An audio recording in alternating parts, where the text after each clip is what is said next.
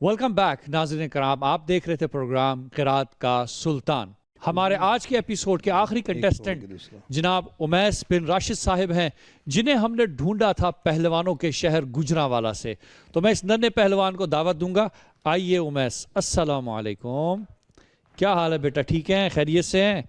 आए बैठें।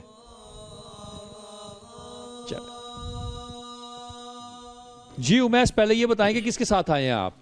मैं अपने बाबा के साथ आया हूँ। बाबा के साथ आए। अच्छा, जब आप ऑडिशन देने आए थे उस वक्त तो बाबा नहीं थे। बाबा कहाँ थे उस वक्त? सऊदीया गए। सऊदीया गए हुए थे। तो आपके बाबा सऊदीया होते हैं या ज़ियारत पे गए थे? सऊदीया होते हैं। सऊदीया में होते हैं यहाँ पे आपके साथ आए हुए हैं? हाँ जी। जी, इनके वालिद साहब से बात हो सकती है हमारी? वालेकुम अस्सलाम व रहमतुल्लाह। अपना नाम बताएंगे आप हमें? राशिद बेग। राशिद बेग साहब, आप सऊदी अरब में थे जी। और क्या करते हैं आप वहाँ पे? ट्रांसपोर्टेशन का काम। ट्रांसपोर्टेशन का काम करते हैं। अच्छा, मुझे ये बताइएगा कि जब उमैस सिलेक्ट हुआ था ऑडिशन में तो आपको खबर पहुंची होगी? जी जी पहुंची। तो अभी आप छुट्टियों में आए हैं या खुसूसन इसके लिए? खुसूसन इसी के लिए आए। माशाल्लाह, आप स्पेशली अपने बच्चे आए हैं। कैसा लग रहा है आपको यहाँ पे आके? बहुत अच्छा लग रहा है जी। देख लें, आपका बेटा जो है यहाँ तक आ गया है, क़िरात के सुल्तान के अखाड़े में बेसिकली आया है और गुजरांवाला का पहलवान है ये भी यकीनन। तो ये बताइएगा कि क्या तासुरात थे आपकी जब पहली दफ़ा आपने सुना? अल्हम्दुलिल्लाह जी, एक ही बेटा है तो हम इसे पढ़ाई भी नहीं करवा रहे, सिर्फ हिफज ही करवा रहे हैं, इसीलिए हमें तो बहुत अच्छा लगा जी। सही। और कितने अरसे से इसने, ये खैर ये शरारती तो बहुत है, इसने बताया था मुझे जी जी कि 2 बहनों का एक भाई है और सबसे शरारती यही है। जी जी। तो आपको भी तंग कर रहे हैं या नहीं? जी तंग तो करता है जी।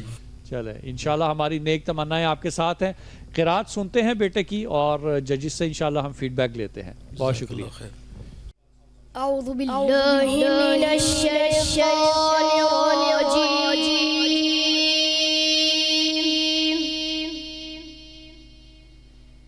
बिस्मिल्लाहिर रहमानिर रहीम।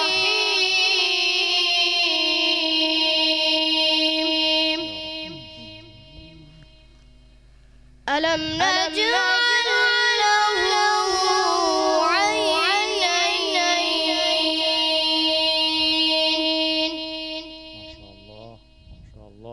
वलिसानन वशफ़तैन वहदैनाहु नजदैन।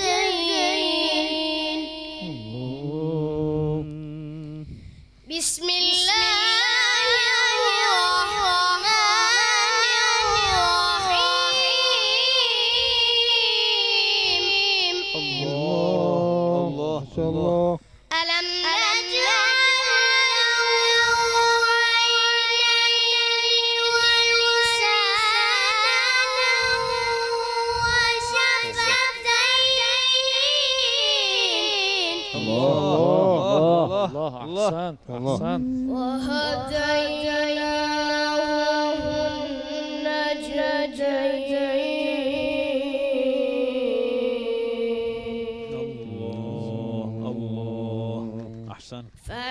فلقتحم العقبة وما أدراك ما العقبة. فك رقبة أو إطعام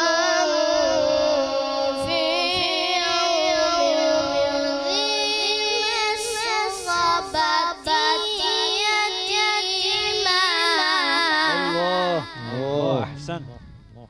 يتيما ذا مقربة أو مسكينا ذا متربة. صدق الله العظيم. जी माशाल्लाह माशाल्लाह, आपने तिलावत तो सुन लिया। ये हमारे جو قرات کا سلطان کا ہم نے آڈیشن کیا تھا اس پہ سب سے پہلا ننا قاری ہمیں جو ملا تھا. تو امیس جو ہے وہ ہمارے ساتھ ہے. یہ بہت شرارتی, یہ میں آپ کو بتا رہا ہوں, کیونکہ امیس کا جب ہم نے آڈیشن کیا تھا میں نے اسپیشلی اس کا انٹرویو کیا تھا اور اس میں کہا تھا کہ جی میں سب سے زیادہ والدہ کو تنگ کرتا ہوں, اور بات بھی یہ ہوئی کہ یہ باہر زیادہ کھیلتا ہے, تو اس پہ پھر ہم نے تھوڑا بات چیت کی. تو امیس کیا خیال ہے, ججز سے پوچھیں کہ کیا بنا آپ کا؟ جی سر آپ جی ڈاکٹر صاحب آپ سے شروع کرتے ہیں. آپ جی بسم اللہ الرحمن الرحیم. بتائیے گا کہ ہمارے ننے سے قاری نے ابتدا کے والے سے ماشاءاللہ بہت بہتر. صرف ایک جگہ پہ جو ہے اگر یتیمن ذا مقربہ اس کو مکمل کرتے تو بہت پیارا ہوتا. یعنی یتیمہ معنی پہ کیا رکا حوالے ہے سے تو یتیمن ذا ہاں جی مقربہ یہاں پہ پہ انہوں نے او اطعام فی, یہاں پہ دراصل جو ہے وہ کفارے کے بارے میں بتا رہے ہیں. فک رقبہ او اطعام فی یوم ذی مسغبۃ یتیمن ذا مقربہ. یتیمن یعنی کیا, اس کی صفت کیا ہونی چاہیے؟ ذا مقربہ, جو صاحب صحیح یعنی قربا میں سے ہوں. اچھا میرا ایک سوال ہے یہاں پہ, وہ یہ کہ عموماً جب قرات کی جاتی ہے تو ہم قراء کو سنتے ہیں, تقلید کرتے ہیں, سنتے ہیں, ویسا پڑھنے کی کوشش کرتے ہیں, تو معنی یا جو ترجمہ ہوتا ہے اس کو کتنا افیکٹ ہے قرات کے اندر؟ بہت زیادہ میں سمجھتا ہوں لازم ہے, ملزوم ہے. اچھا ہاں جی, جس طرح ایک قاری کو تجوید کا خیال رکھنا چاہیے, صوت و لحن کا خیال رکھنا چاہیے, صحیح, اتنا ہی اس کو وقف ابتدا کے بارے میں پتہ ہونا چاہیے کہ بھائی میں کہاں پہ وقف کر رہا ہوں.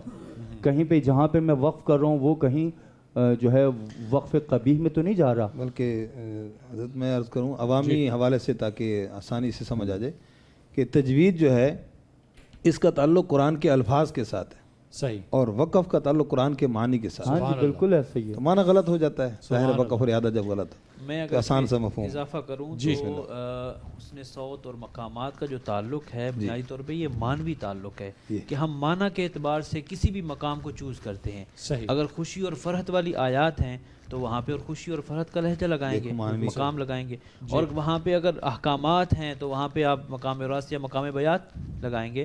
تو یہ بنیادی طور پہ مانوی طور پہ ہی آپ کسی بھی مقام کا انتخاب کرتے ہیں. بالکل صحیح. البتہ گرچہ تھوڑا سخت ہے وقف و ابتدا کے حوالے سے, کوئی قاری اس کی رعایت کرے نہ کرے تو کم از کم آپ آیات جو آپ کو قرآن مجید میں نشاندہی کی ہے ان آیات پہ آپ وقف کیا کریں تاکہ آپ کے جو ہے نا وقف و ابتدا خراب نہ ہو. بالکل صحیح. جی قاری کیفی صاحب بتائیے گا ہمارے ننے قاری کا کیا سلسلہ؟ جی بس مزید اس میں ٹھہراؤ پیدا ہو جائے تو زیادہ بہتر ہوگا. تھوڑی سی تیز رفتاری ہے جس کی وجہ سے شاد کے ٹھہراؤ میں گھبراہٹ بھی ہو سکتی ہے. ظاہر آیا ہے, ظاہر اتنے کیمرے لگے اور جی بعض جگہ پہ غننے کا زیادہ ہو جانا, غنہ کم ہو جانا. صحیح. نہیں ویسے جتنے شرارتی ہیں تیز ہی بھاگتے رہتے ہیں, تو قرات میں بھی میرے خیال سے تیز بھاگ رہے ہیں, ایسے ہی ہے. جی میں اس کے اعتماد پہ, اس کے کانفیڈنس پہ اس کو کھڑے ہو کے داد دینا چاہتا ہوں. ماشاءاللہ, اس بچے نے جی سارے جی ماشاءاللہ جس طرح اس نے کانفیڈنس کے ساتھ پرفارم کیا, اعتماد کے ساتھ پرفارم کیا, میں نے اکثر دیکھا ہے کہ بڑوں سے بچے کانفیڈنس ہو کے اعتماد کے ساتھ زیادہ کانفیڈنس کے ساتھ, زیادہ اعتماد کے ساتھ بچے پڑھتے ہیں, زیادہ اعتماد کے ساتھ بچے پرفارم کرتے ہیں بنسبت بڑوں کے. اور یہاں پہ ہمارے اب ظاہر آڈینس بھی بیٹھی ہوئی ہے, ناظرین تو خیر دیکھ ہی رہے ہیں, اس بات کی سمجھ نہیں آ سکی, لیکن بچے جو ہیں وہ مجھے اس بات کی سمجھ نہیں آ سکی کہ یہ بچوں میں اتنا کانفیڈنس کیوں ہے اور بڑوں میں کیوں نہیں ہے. سر مسئلہ یہ ہے کہ کانفیڈنس جو ہے نا وہ فطرت کا حصہ ہے, روح کا حصہ ہے. یہ انسان کے کیریکٹر اور وجود میں خداوند متعال نے ڈالا ہے. اب ہوتا یہ ہے کہ ہمارے جو کانفیڈنس کو بچپن سے ہی, کیونکہ کانفیڈنس تو ہوتا ہے تو وہ یا والدین ہیں یا اساتذہ ہیں یا بڑے بھائی یا معاشرہ دوست اس کانفیڈنس کو توڑتے جاتے ہیں. ایک لیول آتا ہے ہم کانفیڈنس لوز کر جاتے ہیں اور اس کے بعد پھر دوبارہ ہم اس کو حاصل کرتے ہیں. تو بہت بہت شکریہ امیس بیٹا, آ جائیں میرے پاس, آ جائیں. بہت ترقی کرے گے انشاءاللہ. جی انشاءاللہ, بہت شکریہ.